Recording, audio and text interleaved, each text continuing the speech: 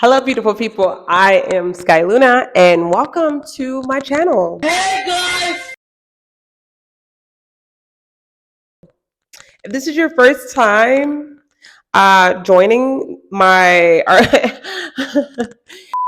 so I want to talk about my experience as a pole instructor and how it's impacted my life, and I want to tell you whether or not you should be a pole instructor. For those of you who want to know the truth and want to know my honest opinion, I will give you a suggestion at the end of the video. So stay tuned. All right, so let's get to it. Should you become a pole dance instructor? So it really comes down to a few things. One, do you have the mental capacity to come up with curriculum or a curricula every single week or every month? And then are you also willing to sacrifice your training time to provide for your students? One of the things that I realized about teaching is it's severely impacted my level of effort or interest in training. What I've noticed is I'm so fixated or focused on what I plan to teach. I don't really find time to dedicate training to myself, which of course causes you to regress or to lose momentum as a student, which is of course impacting me. So one of the things, the downsides of teaching is you may regress because you're prioritizing your students before yourself. But it's something bigger to that because it makes me think, personally speaking, that I have to have a better relationship with myself solely because why am I prioritizing, I hate to say it, my students over myself when my journey should be a priority. And so I'm having a lot of moments with myself where I'm realizing that it's important to find balance and figure out what that balance looks like. So one of the things that I always want you to keep in mind when you're deciding to become an instructor is, do you have the mental capacity to teach every week consistently through holidays sometimes? Do you have the mental capacity? Also, do you have a plan to continue dedicating time to your own practice? And then be mindful of the time in which you decide to be an instructor.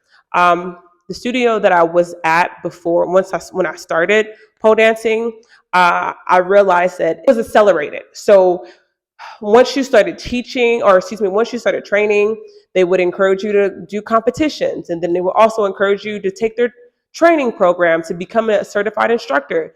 And then I started to realize that the more that I kind of to start to observe this experience, I noticed that they were accelerating people solely because it felt like it was a win for them financially. So personally speaking, you started to see girls who were in your cohort or started with you.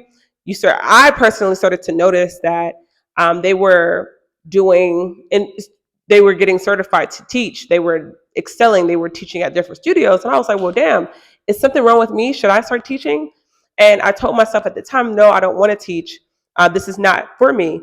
But there was a moment in 2023 where I was like, maybe this is my next step. I was like, I really love helping people. I'm really dedicated. I actually started a business, which is Pole to Glow, where that was the start of me wanting to provide and teach other people.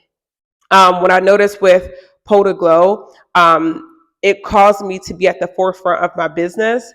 And because of that, I felt like I needed to start teaching.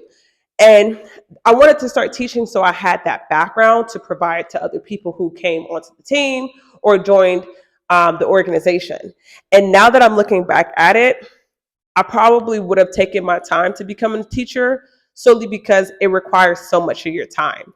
The times in which you'll typically practice on your own, you're most likely practicing to help your students with the curricula you come up with. And one of the things I'm also noticing is burnout. I used to teach 3 times a week. For 2024, I decided to reduce it to 2 times a week. And even that is still tiring. And so for those of you who are interested, I would start talking to the instructors around you and let them know that you're interested in teaching, and ask them if they have any advice on how you should move forward, because it's going to make you look at your pole journey totally different. One of the things that I've been doing to combat regression is I make sure to sign up for all of my showcases that's nearby, or even if I'm willing to travel outside of my state, or I'm willing to travel, period, I will look up showcases and competitions that are happening nearby or I'm willing to travel to, and I will sign up. And yes, it's going to be nerve wracking at first, but it's really good for you to gain that experience. So, in conclusion, for those of you who are becoming or interested in becoming a pole instructor, I would strongly suggest that you determine whether or not you have the mental capacity, one, and then also consider whether or not you're ready. It does require a time commitment, and it does require you to dedicate time to your practice. And so I would strongly suggest that you take time to consider whether or not you want to sacrifice your self-care time with taking classes to start teaching. I hope you all enjoyed this video.